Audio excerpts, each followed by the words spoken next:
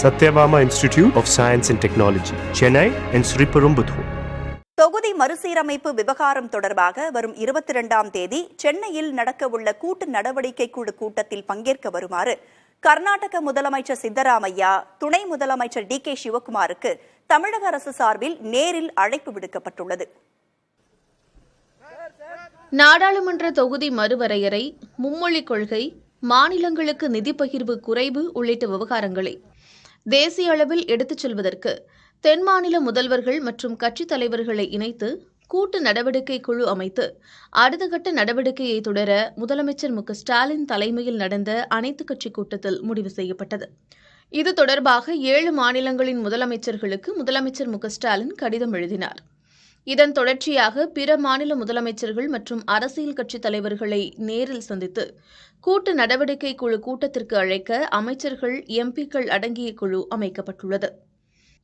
இதன்படி அமைச்சர் பொன்முடி, எம்பி அப்துல்லா ஆகியோர் கர்நாடக முதலமைச்சர் சித்தராமையா, துணை முதலமைச்சர் டி.கே. சிவக்குமாரை சந்தித்து சென்னையில் தமிழக அரசு சார்பில் நடக்கவுள்ள கூட்டு நடவடிக்கை குழு கூட்டத்தில் பங்கேற்க முதலமைச்சர் மு.க.ஸ்டாலின் வழங்கிய அழைப்பு கடிதத்தை வழங்கினர்.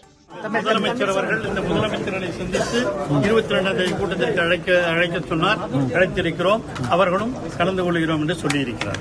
முன்னதாக மக்களவை தொகுதி மறுவரையறை தொடர்பான கூட்டுக்குழுவின் ஆலோசனைக் கூட்டத்தில் பங்கேற்குமாறு தமிழக குழு விடுத்த அழைப்பை ஒடிஷாவின் பிஜு ஜனதா தளம் ஏற்றுக்கொண்டது. திமுக எம்பி தயாநிதி மாறன், அமைச்சர் டி.ஆர்.பி. ராஜா ஆகியோர் ஒடிஷா சென்று அம்மாநில முன்னாள் முதல்வரும் பிஜு ஜனதா தளம் கட்சியின் தலைவருமான நவீன் பட்நாயக்கை நேரில் சந்தித்து முதலமைச்சர் ஸ்டாலினின் கடிதங்களை வழங்கி அழைப்பு விடுத்தனர். இந்த அழைப்பை பிஜு ஜனதா தளம் ஏற்றுக்கொண்டுள்ளது. ஒடிஷா முதலமைச்சர் மோகன் சரண் மாஜி தமிழக குழுவை சந்திக்க நேரம் தரவில்லை. அதேபோல ஆந்திராவில் தெலுங்கு தேசம் கட்சியின் மாநில தலைவர் பல்லா சீனிவாசராவை சந்தித்து தமிழக பிரதிநிதிகள் குழுவினர் அழைப்பு கடிதம் அளித்தனர். ஆனால் தெலுங்கு தேசம் கட்சியின் தேசிய தலைவரும் ஆந்திர முதலமைச்சருமான சந்திரபாபு நாயுடு தமிழக குழுவை சந்திக்க நேரம் தரவில்லை.